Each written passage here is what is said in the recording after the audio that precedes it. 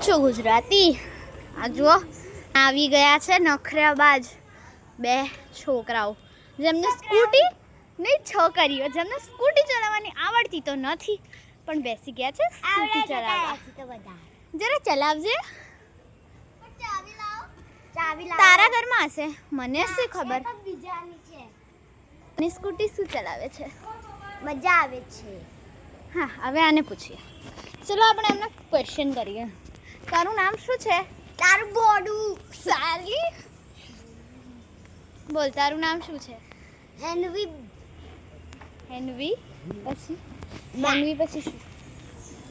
બા. સારું. હવે તારું નામ શું છે? કામયાબા. ઓકે.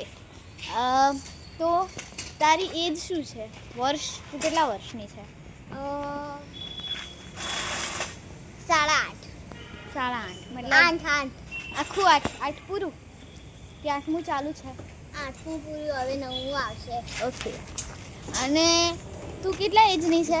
કેટલા 12 વર્ષની છે? અરે 10. 10. તું કયા ધોરણમાં ભણ આવશે હવે? 3જા. અચ્છા. અને તું કયા ધોરણમાં આવશે હવે? 2જા. ઓ મતલબ તારાથી આ 1 વર્ષ મોટી છે.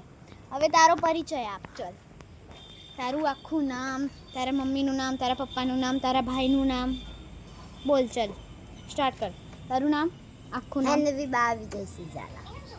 હવે તારા પપ્પાનું નામ? વિજયસિંહ બાબુસિંહ ઝાલા. હવે તારી મમ્મીનું નામ?